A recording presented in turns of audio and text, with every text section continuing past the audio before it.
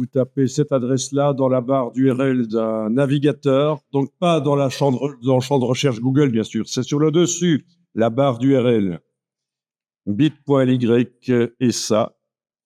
Et ensuite, ça devrait vous amener dans un dossier, ça va afficher un dossier qui contient un zip. Vous téléchargez le zip. Quand il est sur votre disque dur, le zip, vous le dézippez si vous êtes sur PC par un clic droit extraire, si vous êtes sur un Mac par un double clic sur le zip. Mais là, sur PC, c'est bien clic droit extraire. Et ça contient quelques portraits pour faire quelques petits tests.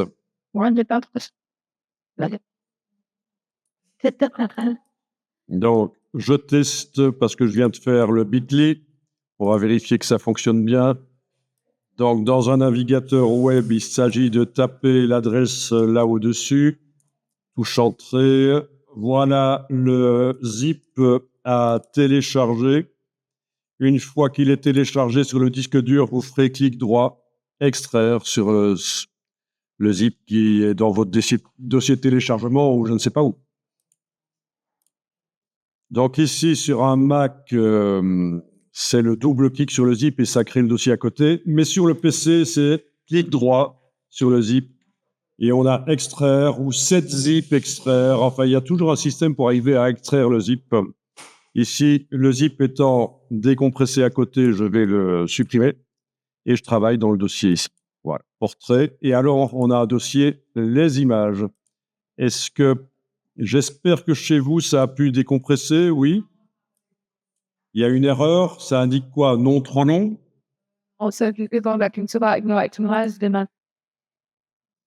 Alors, sur le PC, ça indique qu'il y a des noms trop longs, que ça ne peut pas décompresser. Une astuce sur le PC, ce serait de mettre le zip sur le bureau pour arriver à le décompresser. Sinon, ici, je vais quand même retravailler sur le Mac les noms des fichiers.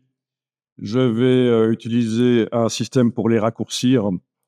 Voilà, quand on transfère des choses d'un Mac vers un PC, ça arrive quand même assez souvent que les noms soient trop longs. Donc, la solution, c'est de pas que la personne qui vous envoie des fichiers ne vous envoie pas des fichiers avec des noms trop longs. Ou alors, sur Windows, depuis Windows 10, vous avez la possibilité d'enclencher une petite case qui autorise les noms longs sur Windows et vous n'aurez plus de problème de noms longs. Donc, soit c'est la personne qui vous envoie qui, comme moi ici, doit raccourcir et j'ai évidemment utilisé un raccourcisseur. C'est les weblogs qui étaient longs. Voilà, parce que tu as fait ignorer quand tu as téléchargé, peut-être. Voilà. Mais c'est pas grave, je vais remettre à jour la chose de toute façon. Mais comme ça, vous êtes au courant des problèmes de transfert de Mac vers PC, les noms trop longs. Donc, la personne doit vous raccourcir les noms. Ou alors, de votre côté, sur votre PC, vous devez autoriser, c'est dans les réglages de Windows, autoriser les noms longs. Voilà, j'ai remplacé zip sur le serveur, donc si par la suite quelqu'un télécharge, ce problème de nom long ne devrait plus se reproduire. Bon, quoi qu'il en soit. Et oui, l'informatique, c'est quand même pénible. Bah, si vous voulez que ce soit simple, il faut aller élever des chèvres dans le Massif central, je vous l'ai déjà dit. J'ai un collègue qui m'a dit qu'il faut que j'arrête de dire ça parce qu'ils sont déjà presque 3500 en train d'élever des chèvres dans le Massif central. Ils vont faire une communauté et faire une secte après si ça tombe. Il faut arrêter. Ok, les images dans le dossier portrait, vous les voyez? Enfin, je veux dire, vous les voyez peut-être pas comme moi, je les vois parce que je suis sur un Mac, mais vous voyez qu'il y a des portraits. Est-ce que vous voyez les images avant de les utiliser ou juste des icônes Non, parce que c'est des JPEG, vous devriez voir avant de les ouvrir ce qu'il y a dedans, ce que c'est. Ça va. Ce ne serait pas le cas si c'était des PSD sans doute, mais voilà, ça c'est des JPEG. Ok, je vais commencer avec celle-là que je vais ouvrir dans Photoshop.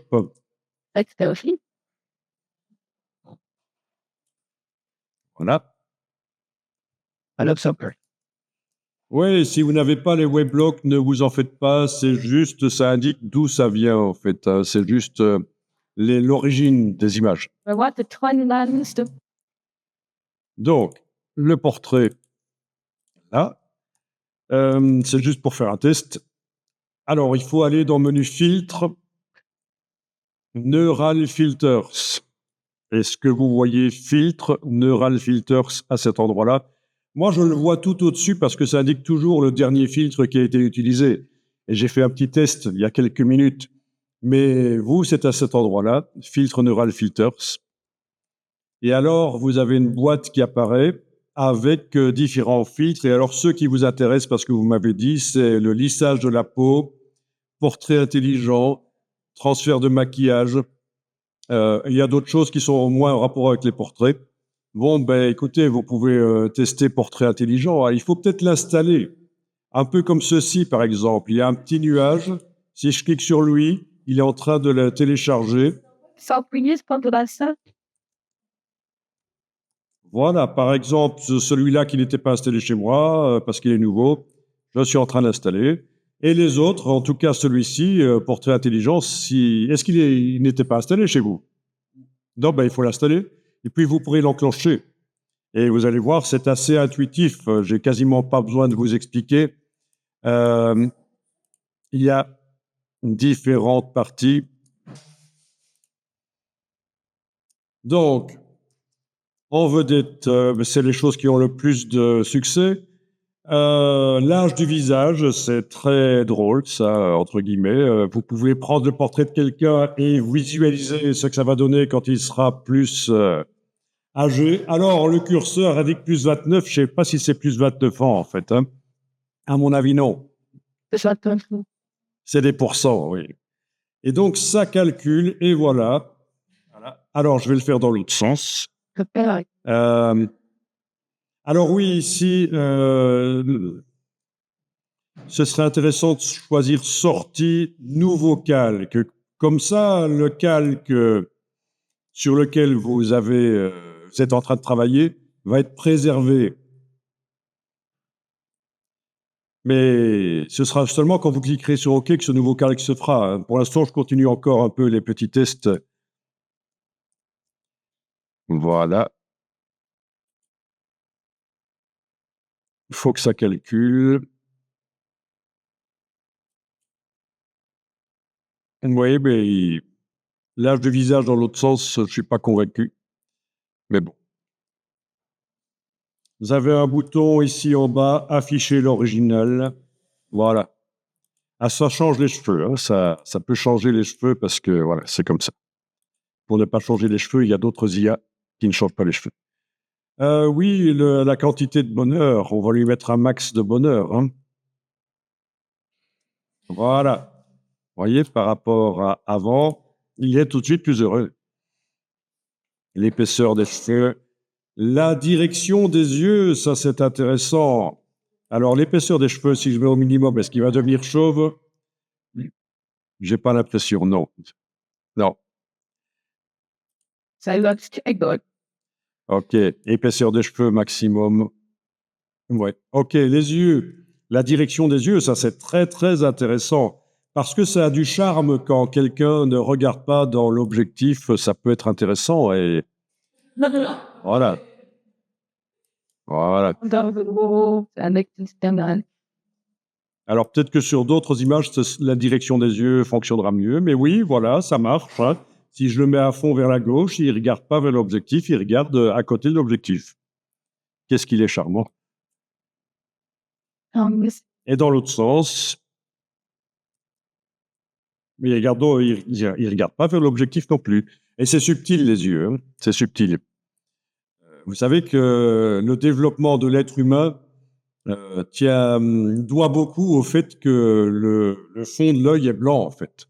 Ce qui permet de loin de voir si quelqu'un vous regarde, qu'est-ce qu'il est en train de regarder. Il n'y a pas ça chez tous les êtres vivants. La possibilité, grâce à ce contraste dans les yeux, de décoder qu'est-ce que la personne est en train de voir. OK, les expressions. Bah oui, surprise scolaire, voilà, on va le rendre heureux et surpris. Ça marche pas trop. Non, ça marche pas trop. Je vous laisse tester, en fait, hein. La direction de la tête, en général, ce neural filter, ce n'est pas ce qu'il y a de mieux, mais on peut quand même tenter de changer un peu la direction de la tête, comme vous voyez, un tout petit peu. C'est là. Oui, ça, c'est l'alignement de la tête, c'est les cervicales. La direction de la lumière, oui. Ah, ça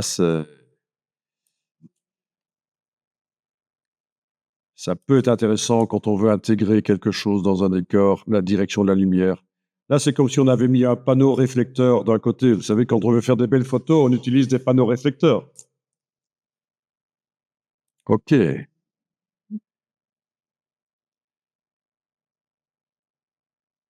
Bon, je vous laisse tester ça. Ah oui, bah, il est pas comme. J'ai cliqué sur OK. Étant donné que j'avais choisi Nouveau calque, eh bien, dans la palette des calques, je me retrouve avec un calque avec la nouvelle version de Roger. Voilà. Old Roger, New Roger. Plus jeune, plus heureux. What?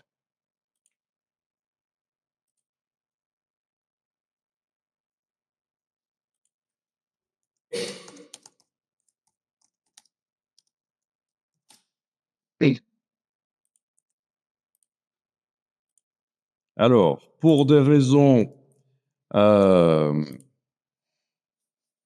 ne pas me ramasser un MeToo, je vais tester le lissage de la peau sur Bernadette ici. Voilà, ça c'est Bernadette. Alors, oui, le lissage de la peau, c'est controversé. Parce que on parle de la dictature du lisse. Dans la mode, tout doit devenir lisse, la peau, il y a des techniques qu'on appelle la séparation de fréquences. Ici, vous allez voir, c'est très facile parce que c'est un peu automatisé, mais sinon, il y a des techniques que les photographes utilisent pour lisser la peau. Et les IA, maintenant, évidemment, sont utilisées. Donc, c'est controversé parce que c'est pas la vraie personne que vous voyez. Non seulement la personne a un maquillage, mais en plus, on lisse. Donc, on parle de la dictature du lisse. Vous avez certainement vu ces campagnes de pub où on montre les gens plutôt au naturel. Donc, je le précise à chaque fois que je montre comment lisser la peau que c'est controversé. C'est juste une tendance actuelle. Et il y a des influenceurs et des influenceuses qui poussent le bouchon très loin au niveau lissage de la peau. Vous avez vu ça? Avec les filtres qui se désactivent malencontreusement parfois. Il faut pas rire. OK. Donc, filtre, neural filters. Lissage de la peau. Voilà. C'est pas ce qu'il y a de mieux ici, mais ça marche. Je vous rappelle que en bas, à gauche, on a affiché l'original et on voit avant-après. Voilà. Alt roulette, je peux zoomer. Voilà. Donc, le but, en fait, sur une personne comme ceci qui a l'âge de ses artères, hein, c'est pas de lisser complètement, c'est juste peut-être d'atténuer un peu. Atténuer un peu. Il faut laisser les rides, quoi. C'est comme les grains de beauté permanents sur le visage. On ne les enlève surtout pas. Ce sont des erreurs qui ont été faites notamment dans quand on montre les portraits d'une équipe, les différentes photos, il y a de la retouche. Mais enlever un grain de beauté permanent, non. Un bouton temporaire, oui. Vous voyez, parce que ça fait partie de la personne, le grain de beauté permanent. OK, le flou, ça devient assez vite un peu artificiel, quoi.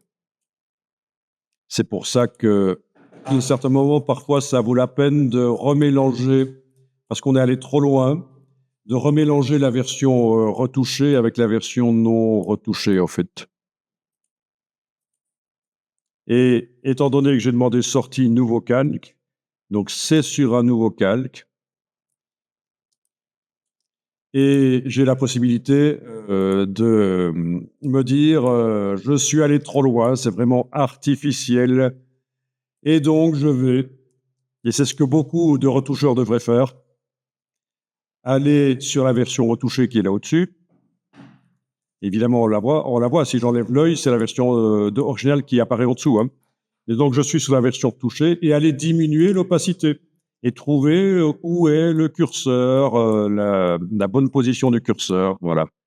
Si je mets à 64%, c'est peut-être mieux qu'être à 100%. Je vais zoomer un peu plus. 100%, c'est ça. Et à peu près 64, on est là. Et pas du tout, on est là. OK? Pas du tout. 64%, 100%. Donc, faites gaffe. Même les dames, hein, si elles ont des rides, si vous enlevez complètement tout, genre Madonna, ça va pas le faire, quoi, hein. Ça va faire jaser, ça va faire rire même. Il faut assumer son âge.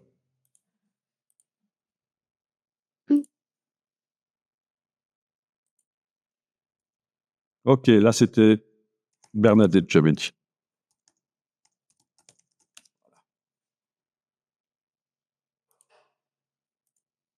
Alors ici, cette vidéo que j'ai faite et qui dure 47 minutes, avec un document que j'ai écrit, explique la technique professionnelle de lissage de la peau qui s'appelle la technique de la séparation de fréquences.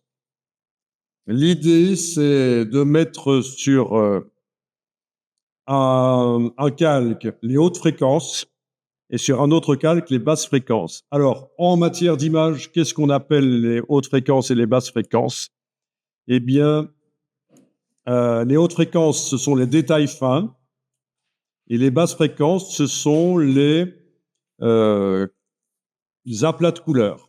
Donc, vous voyez ici pour la dame qui a du grain de la peau, ce qui est tout à fait normal, et des petites rides.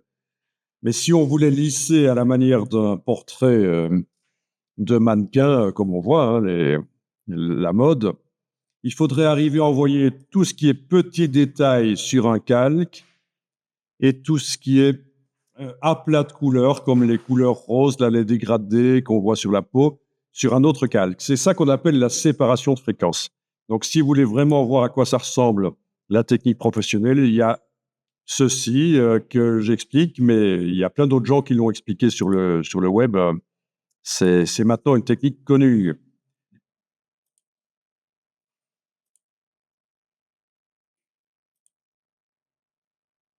Et à la fin, je mélange le résultat avec l'image originale parce que le résultat est trop lisse, c'est artificiel. Je réinjecte un peu quelque part du grain quand même de la peau. Voilà. Ouais. Ben oui, mais c'est un métier et c'est long. Voilà. Après, voilà, vous avez donc l'IA Neural Filters de Photoshop et il y a des gens qui développent de manière payante des logiciels qui facilitent la retouche en fait, hein. Voilà. Comme Portrait Pro par exemple, des choses comme ça. C'est des gens qui sont spécialisés dans la retouche de portraits et qui essayent d'aller toujours plus loin que ce que Photoshop propose. Voilà.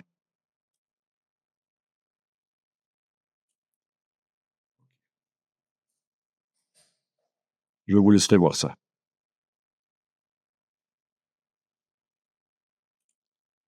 Après, il y a beaucoup d'IA qui traitent les images et qui sont capables de faire ce que vous lui demandez, même si elles ne sont pas spécialisées là-dedans.